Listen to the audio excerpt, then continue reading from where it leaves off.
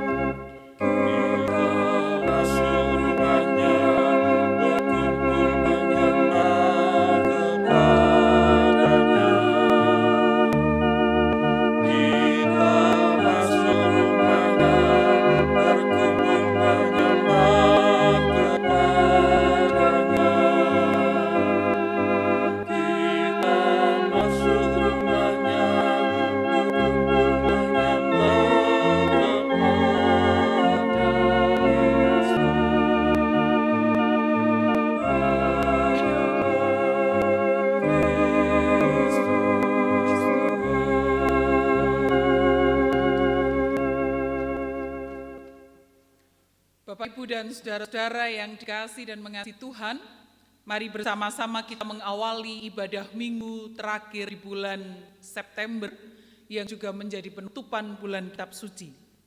Mari bersama-sama ibadah penutupan bulan Kitab Suci ini kita lakukan dengan penuh sukacita, seraya di dalam hati kita berkata demikian.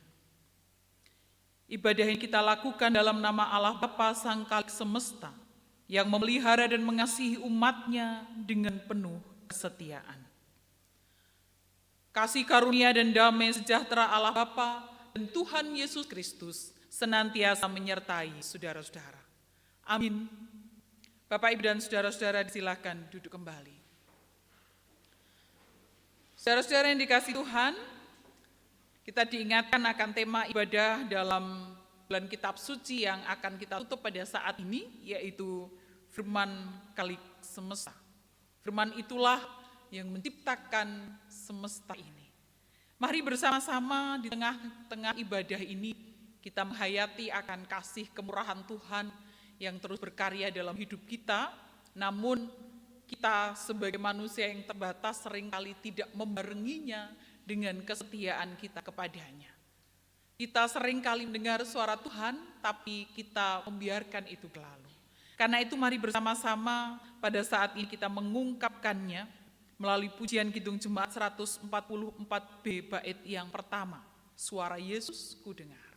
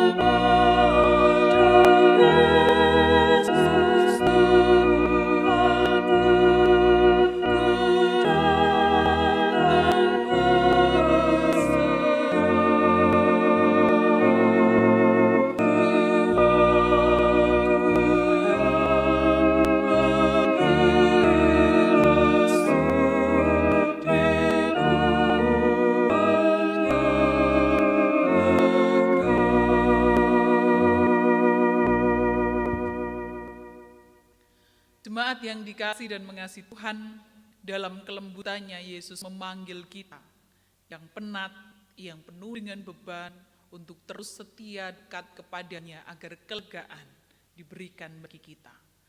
Mari melihat kehidupan kita, sudahkah hidup ini sungguh-sungguh kita dekatkan hanya kepada Tuhan, Sang Pemilik dan Pencipta kehidupan. Kalau kita seringkali merasa menyerahkan diri ini kepada keinginan kita, kesenangan kita, ketimbang kehendak Tuhan, mari bersama-sama kita datang kepadanya, kita menyerahkan segala kekurangan, keterbatasan, dan kesalahan kita di hadapan Tuhan, kita mohon pengampunannya.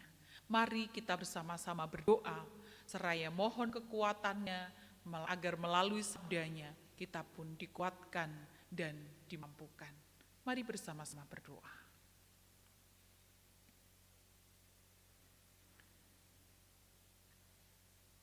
Tuhan Sang Khalik Semesta, Engkau pencipta kehidupan yang sejak awal berkarya dengan sungguh amat baik. Kami mengungkapkan syukur di hadapan Tuhan karena kami tahu hidup kami hari ini adalah mukjizat yang sekali lagi masih Tuhan anugerahkan bagi kami. Kami bersyukur di tengah kehidupan ini karena kami tahu bahwa bersama dengan Engkau tidak ada segala sesuatu yang sia-sia. Dalam kesadaran bahwa hidup yang kami jalani ini seringkali tak mampu dengan setia melakukan kehendak-Mu, kami datang dengan kerendahan hati, menyerahkannya di hadapan Tuhan. Mohon ampun Tuhan, jikalau pergumulan hidup yang membuat beban kami seringkali terasa berat dan perjalanan kami menjadi penat, letih, dan lesu, membuat kami lupa dan alpa akan melakukan firman-Mu. Kami mohon ampun jikalau kami seringkali tidak setia berjalan mengikut Engkau melakukan kebenaran. Inilah kami yang sadar bahwa seringkali sadar atau tidak, kami melakukan banyak hal yang tidak berkenan di hadapan-Mu sejak dari rumah kami, ketika kami hidup bersama dengan keluarga, maupun ketika kami keluar dari rumah, bertemu dengan sahabat, kawan, dan saudara di tengah hidup jemaat maupun bermasyarakat. Kami mohon ampun dan kiranya anugerah rahmat pengampunan-Mu akan memampukan kami terus berpulih, bertumbuh menjadi pribadi yang lebih baik daripada hari kemarin. Inilah juga kami yang sadar akan keterbatasan kami sehingga kami membutuhkan kekuatan sabda-Mu yang terus menjadi penuntun, pemandu kehidupan kami. Karena itu mampukan kami yang saat ini bersama-sama menyatukan hati membangun ibadah, baik di rumah ibadah ini maupun di rumah kami masing-masing. Tuhan kiranya mampukan kami dengan kuasa Roh Kudus, agar firman-Mu itu sungguh-sungguh akan tertanam, berakar kuat dalam hidup kami, bertumbuh dan berbuah dalam laku nyata kehidupan kami. Berkat kami yang menyediakan diri untuk mendengar firman, dan kami yang Tuhan pakai sebagai perantaranya. Kiranya kehendak Tuhanlah yang terjadi atas kami. Inilah syukur, doa, permohonan, dan penyerahan kami. Kami serahkan dalam iman dan pengharapan kami kepada Tuhan Yesus Kristus. Berfirmanlah atas kami Tuhan, kami siap mendengarnya. Amin.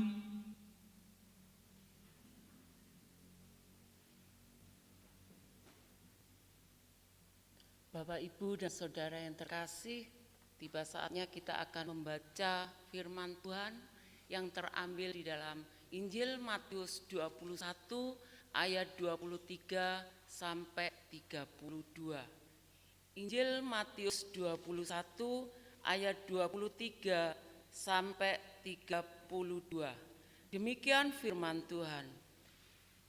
Lalu Yesus masuk ke bait Allah, dan ketika Ia mengajar di situ, datanglah imam-imam kepala serta tua-tua bangsa Yahudi kepadanya dan bertanya, "Dengan kuasa manakah engkau melakukan hal-hal itu? Dan siapakah yang memberikan kuasa itu kepadamu?" Jawab Yesus kepada mereka, "Aku juga akan mengajukan satu pertanyaan kepadamu, dan jikalau kamu memberi jawabnya kepadaku, aku akan mengatakan juga kepadamu dengan kuasa manakah aku melakukan hal-hal itu. Dari manakah baptisan Yohanes? Dari surga atau dari manusia? Mereka memperbincangkannya di antara mereka dan berkata, jikalau kita katakan dari surga, ia akan berkata kepada kita, kalau begitu, mengapakah kamu tidak percaya kepadanya? Tetapi jikalau kita katakan dari manusia, kita takut kepada orang banyak, sebab semua orang menganggap Yohanes ini nabi. Lalu mereka menjawab Yesus, kami tidak tahu. Dan Yesus pun berkata kepada mereka, jika demikian, aku juga tidak mengatakan kepadamu dengan kuasa manakah aku melakukan hal-hal itu. Tetapi apakah pendapatmu tentang ini? Seorang mempunyai 2 anak laki-laki. Ia pergi kepada anak yang sulung dan berkata, anakku, pergi dan bekerjalah hari ini dalam kebun anggur. Jawab anak itu, baik Bapa, tetapi ia tidak pergi. Lalu orang itu pergi kepada anak yang kedua dan berkata demikian juga. Dan anak itu menjawab, aku tidak mau. Tetapi kemudian ia menyesal lalu pergi juga. Siapakah di antara kedua orang itu yang melakukan kehendak ayahnya? Jawab mereka, yang terakhir. Kata Yesus kepada mereka, aku berkata kepadamu, sesungguhnya pemungut-pemungut cukai dan perempuan-perempuan sundal akan mendahului kamu masuk ke dalam kerajaan Allah. Sebab Yohanes datang untuk menunjukkan jalan kebenaran kepadamu, dan kamu tidak percaya kepadanya. Tetapi pemungut-pemungut cukai dan perempuan-perempuan sundal percaya kepadanya. Dan meskipun kamu melihatnya, tetapi kemudian kamu tidak menyesal, dan kamu tidak juga percaya kepadanya. Jemaat yang dikasihi Tuhan, yang berbahagia adalah setiap orang yang dengan sukacita mendengar firman, terlebih yang melakukan dalam hidup setiap hari. Amin. Bapak, Ibu, dan saudara-saudara yang dikasihi dan mengasihi Tuhan, selamat pagi. Apa kabarnya? Baik, sehat, puji Tuhan. Bapak, Ibu, saudara-saudara yang dikasihi Tuhan, menurut panjenengan, orang Kristen dengan orang yang hidup ngresteni, wong Kristen karo wong sing uripe ngresteni, kira-kira banyak yang mana?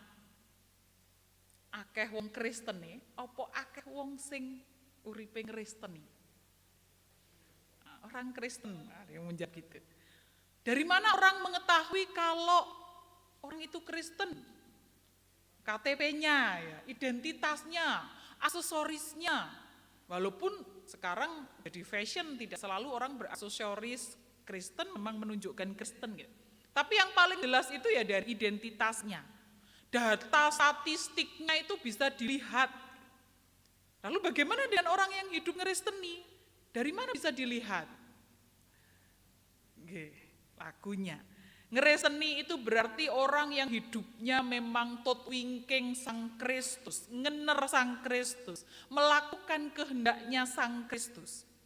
Bukan hanya terbatas pada orang yang menyebut dirinya Kristen atau mengungkapkan dengan menyebut Kristus, Kristus iku mesti Kristen.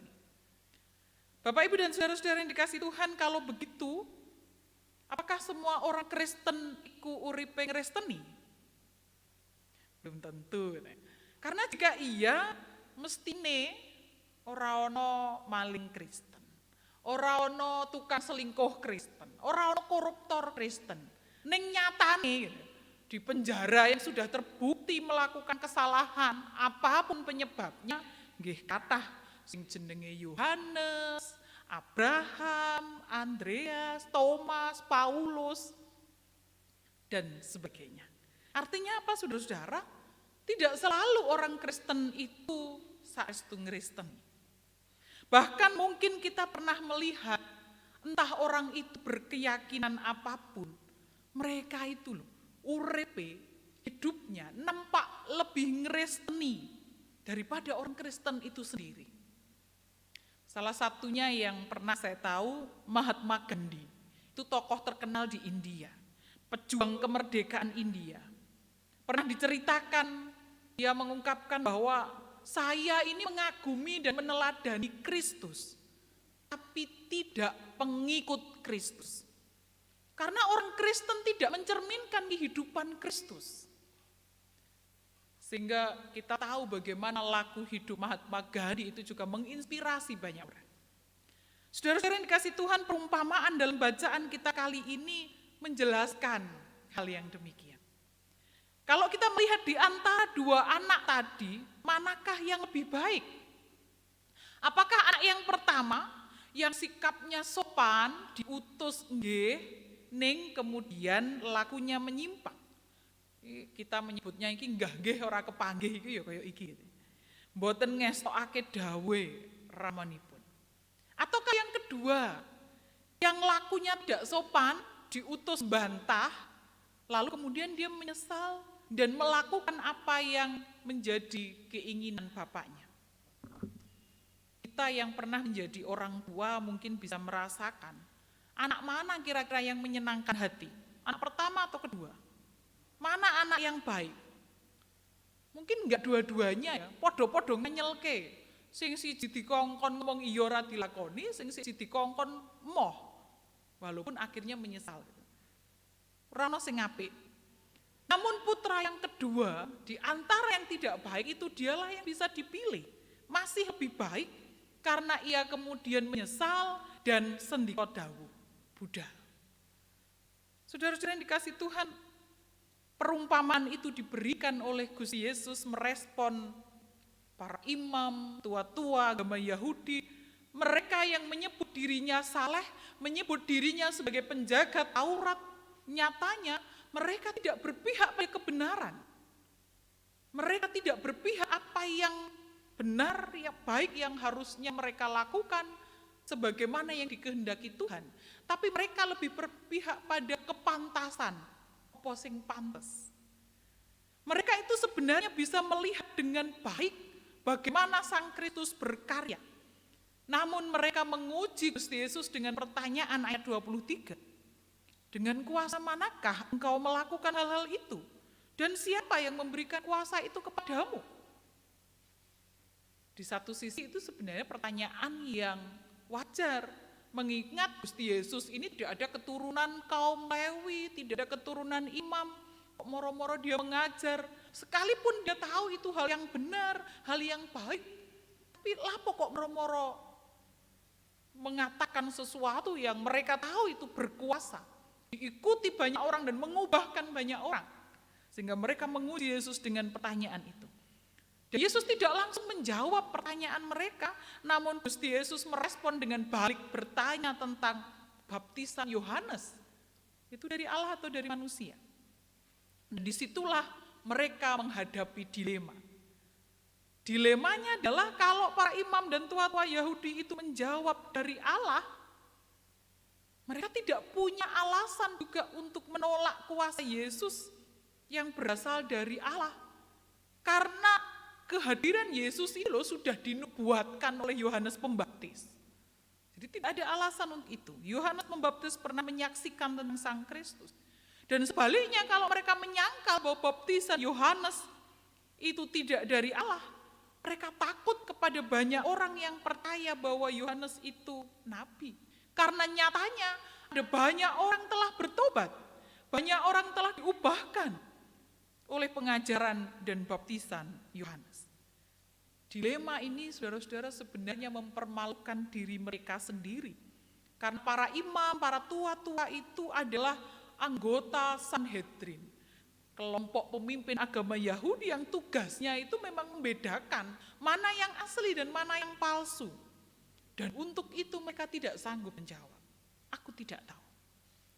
Saudara-saudara yang dikasih Tuhan, nampak bahwa yang mereka lakukan hanya kepantasan, bukan kebenaran. Yang menjadi dasar bukan apa yang benar yang harus kita katakan. Apa yang benar yang sudah kita ketahui yang harus kita jawab. Tidak, tapi apa ini yang aman untuk kita lakukan? Apa yang aman untuk kita katakan? Bukankah ini sebenarnya sikap yang pengecut? Ya? Tahu jawaban yang benar, tapi menjawab tidak tahu. Bukankah itu hal yang memalukan juga? Saudara-saudara yang dikasihi Tuhan, melalui bacaan kali ini kita belajar bahwa Sang Kristus datang ke dunia melakukan karya kebenaran dengan penuh kuasa. Dan itulah dia memanggil kita untuk tutwinking, mengikut dia hidup juga dalam kebenaran. Tidak hanya sekedar percaya pada Sang Kristus, tapi nglakoni, ngener, kersane Kristus. Kedua anak tadi sejatinya tidak ada yang layak di hadapan bapaknya. Mereka sama-sama anak yang membantah. Namun karena anak kedua menyesal atas sikapnya,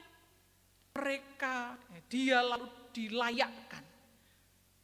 Dia budal melakukan kehendak bapaknya, dia dilayakkan, dia diterima. Saudara-saudara yang dikasihi Tuhan, hari ini adalah penutupan bulan kitab suci. Kita tahu bahwa Alkitab itu berisi tentang kehendak-kehendak Tuhan. Ada kebenaran-kebenaran Allah yang dinyatakan melalui pengalaman-pengalaman iman para pendahulu kita, nenek moyang kita yang telah terlebih dahulu mereka mengalami perjumpaan dengan Tuhan. Mereka adalah pejuang-pejuang iman yang juga mengalami hiruk-pikuk persoalan hidup di dunia yang tidak mudah pada zamannya. Sama seperti dengan kita sekarang. Hidup Kristeni di zaman ini pun juga mungkin tidak mudah. Kita berhadapan dengan tantangan hiruk-pikuk, lika-liku perjalanan hidup melakukan kebenaran Sang Kristus. Yang setiap waktu para pejuang iman itu bergulat dengan pertanyaan-pertanyaan, apa yang kulakukan ini kebenaran atau sekedar kepantasan? Aku melakukan yang benar sesuai kehendak Tuhan, ataukah aku melakukan yang aman untuk aku lakukan? Apakah yang mengisi pikiran, mengisi perasaan ini adalah kehendak Allah atau lebih kehendakku? Apakah jalan yang sedang aku titi dan aku ikuti ini adalah jalan-jalan yang juga dilalui oleh Sang Kristus? Jalan kebenaran yang walaupun tidak mudah, ning dilakoni dengan setia, Buddha.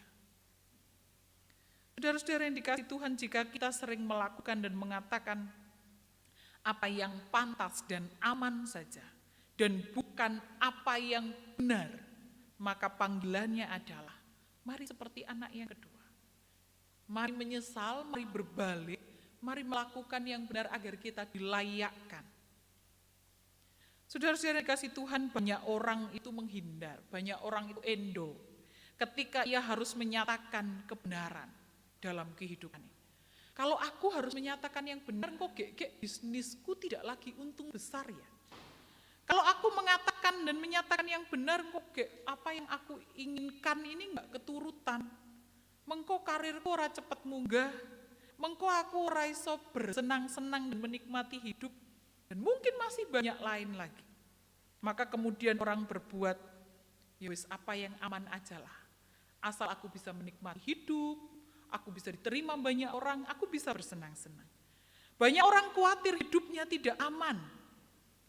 Padahal di sisi lain kita percaya bahwa yang memanggil kita, yang mengutus kita itu adalah pemilik segala kuasa, Sang Maha Kuasa. Sehingga menyangkal melakukan kebenaran itu sebenarnya sama dengan menolak pertobatan, yang itu berarti juga menyangkal kemahakuasaan Sang Pengutus itu. Membatasi karya dan kuasa Sang Pengutus yang mengajak kita untuk tutwinking melakukan kehendak Kristus, hidup dengan Kristen. Kita membatasi karya dan berkat-Nya hanya dalam apa yang kita pikirkan, iki aman kangguku. Karena itu saudara-saudara, mari melihat kehidupan kita sekarang. Tuhan sedang mempercayakan status apa pada kita. Mari terus menjadikan sabda kebenarannya itu pemandu kehidupan. Jika kita ini adalah anggota majelis jemaat, pendeta, penatua, diaken, kita aktivis gereja, kita mungkin pejabat publik, kita tokoh di masyarakat, kita adalah suami istri dalam rumah tangga, kita adalah orang tua dan anak dalam keluarga, kita guru, kita pegawai, karyawan, murid, mahasiswa, siapapun kita. kita menyandang status itu sebagai suami Kristen, istri Kristen, pegawai Kristen, guru Kristen, tokoh masyarakat Kristen. Pertanyaannya adalah, apakah kita sudah hidup ngeristeni atau hanya sekedar Kristen? Ngeristeni yang sungguh-sungguh melakukan kebenaran. Mari terus mendekatkan diri pada Sang Sumber kebenaran, pemilik segala kuasa, agar kita dimampukan untuk meniti perjalanan mengikut Dia, melakukan yang benar, bukan hanya yang aman, yang pantas. Tuhan memberkati kita. Amin.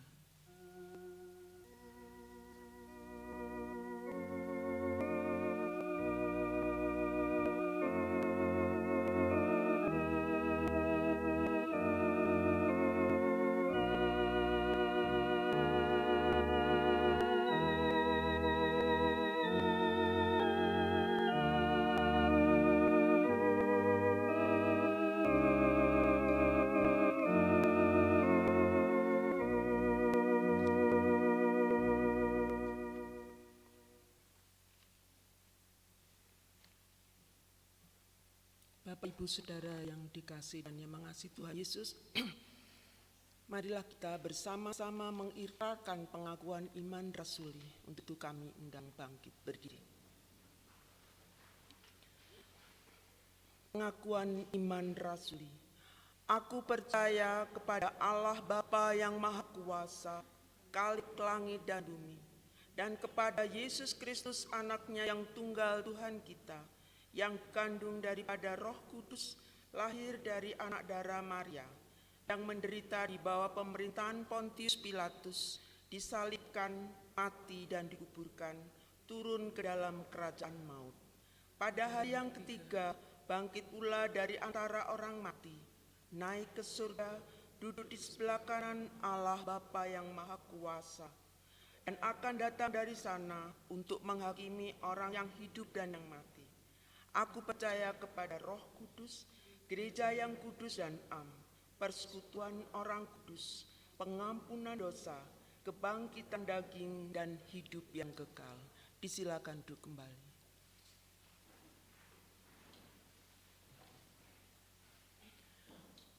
Bapak, Ibu, dan saudara-saudara yang dikasihi dan diberkati oleh Tuhan, mari bersama-sama kita mengungkapkan rasa syukur kita kepada Tuhan, menghayati bahwa sekalipun perjalanan hidup sebagai orang Kristen sing urip ngristeni itu tidak mudah, Tuhan menyediakan berkat tuntunannya bagi setiap orang yang setia bersandar kepadanya. Karena itu, mari terus mengungkapkan syukur kita kepada Tuhan sang pemilik kehidupan, dengan kita bersama-sama akan nyanyikan Kidung Jemaat 439, kita nyanyikan baitnya yang keempat.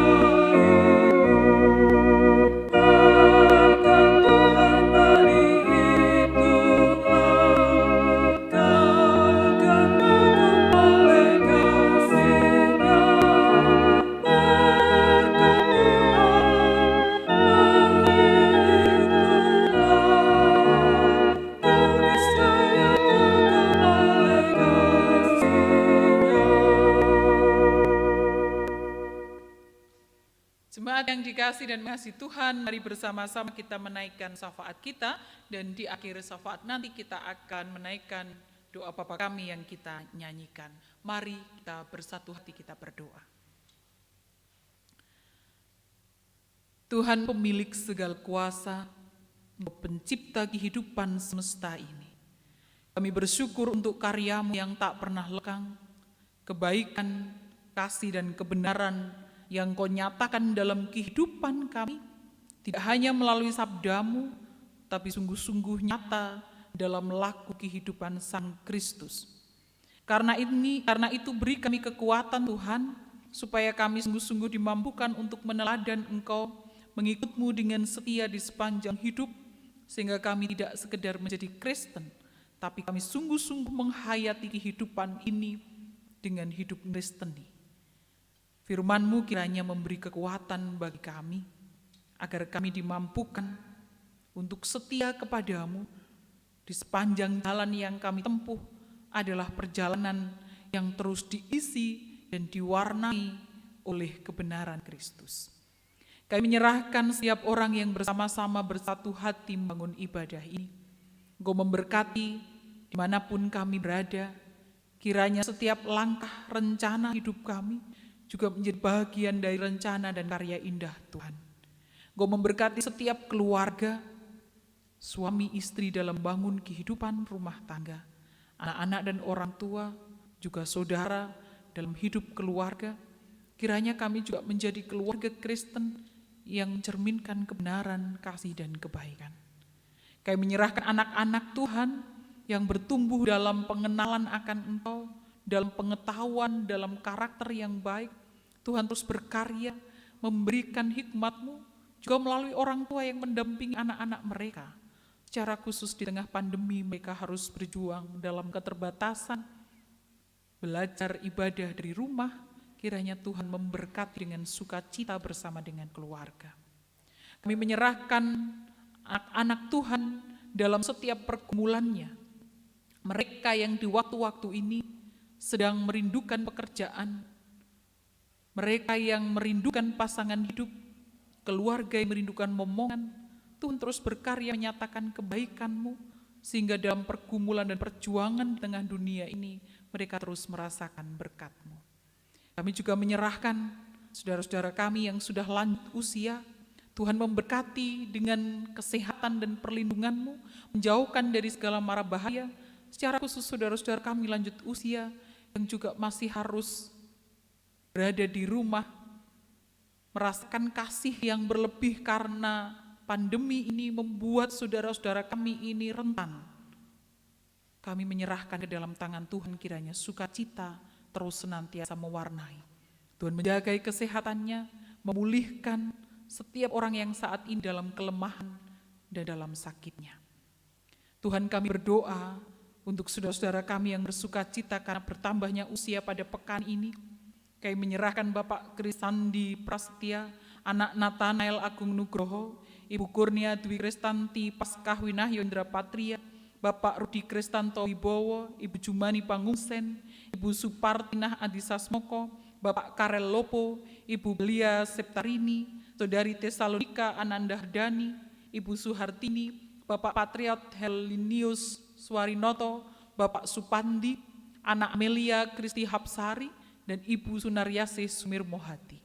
Sukacita anak-anak Tuhan ini karena pertambahan usia, kiranya sungguh-sungguh menjadikan hidupnya merasakan berkat-Mu dan juga bersedia menjadi jalan berkat untuk sesama. Engkau memberkati dengan kesehatan, pelindungan, kasih kemurahan-Mu terus merengkuh saudara-saudara kami ini sehingga ungkapan syukur senantiasa ada. Kami menyerahkan perjalanan pelayanan Tuhan di tengah-tengah jemaat Bondowoso. Mampukan jemaat ini menjadi mitra-Mu untuk melayani Tuhan dan jemaat-Mu. Engkau memberkati setiap warga jemaatnya, setiap anggota majelis jemaat, setiap orang yang ambil bagian dalam karya pelayanan. Engkau memberkati ibadah-ibadah yang dilakukan secara virtual, baik itu ibadah anak, ibadah keluarga, ibadah lanjut usia, ibadah pemuda. Tuhan berkatilah sehingga minggu ini menjadi minggu yang penuh sukacita dan berkat bagi kami. Kami menyerahkan panitia renovasi gedung gereja yang masih terus berkarya merencanakan segala sesuatu untuk rumah Tuhan ini. Engkau memberkati setiap langkah dan rencananya, begitu juga warga jemaat yang bersatu hati mendukung dalam doa, semangat, dan juga dana. Tuhan memberkati sehingga pelayanan ini terus menumbuhkan persekutuan kami. Kami mengungkapkan rasa syukur atas berkat-berkat-Mu dan kami wujudkan melalui persembahan yang kami haturkan. Kiranya melalui persembahan ini nama Tuhan dipermuliakan dan pekerjaan Tuhan terlayani. Setiap orang yang bersyukur Tuhan berkati seluruh kemurahan. Yang mengelolanya Tuhan karuniakan hikmat sehingga nama Tuhan yang dipermuliakan. Tuhan, kami juga menyerahkan perjalanan bangsa dan negara ini. teruslah merengkuh dan memeluk bangsa ini dengan kasih dan cinta-Mu Tuhan. Agar kami di tengah-tengah pandemi yang masih harus kami hadapi, dijauhkan dari hal-hal yang buruk. Secara khusus Tuhan, para pemimpin bangsa ini, Tuhan anugerahi hikmat-Mu agar dalam rencana menata, mengelola segala urusan bangsa ini, di tengah-tengah tantangan perekonomian yang dihadapi akibat pandemi, terus diberikan kemampuan untuk melakukan yang terbaik. Kami berdoa buat mereka yang saat ini terpapar, Tuhan menyembuhkan dan memulihkan. Secara khusus juga kami menyerahkan para tenaga medis yang terus berjuang, yang merelakan dirinya, waktunya untuk menangani virus ini. Tuhan memberi kekuatan agar pelayanan kasih mereka sungguh-sungguh menjadi berkat. Tuhan menjaga, melindungi, menjauhkan dari mara bahaya dan hal-hal yang tidak baik. Tuhan memberkati keluarga yang mendukung pelayanan kasih dan pekerjaannya. Tuhan senantiasa memberkati agar kami semua menghadapi kebaikan. Dan jika Tuhan berkenan, kami memohon dengan kerendahan hati, kiranya virus ini segera berlalu dan pandemi ini berakhir, sehingga hidup kebersamaan kami di tengah bangsa ini, persekutuan kami pun semakin bertumbuh baik. Terima kasih Tuhan, kami akan mengakhiri ibadah ini, tuntun sertai setiap langkah rencana kami, dalam aktivitas yang kami jalani, kiranya kami terus melakukan kebenaran-Mu, dan nama Tuhan dipermuliakan. Inilah syukur doa yang jauh dari sempurna. Hanya kami minta dengan penuh iman dan percaya di dalam nama Tuhan Yesus Kristus yang mengajar kami berdoa.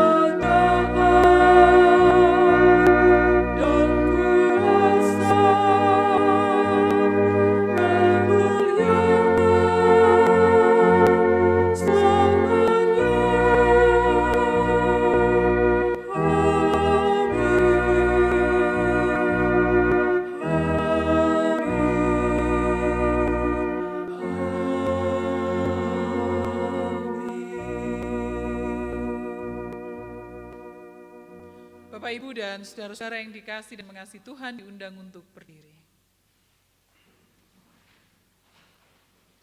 Kita bersama-sama akan mengakhiri ibadah ini. Mari melanjutkan karya dan aktivitas yang Tuhan percayakan kepada kita.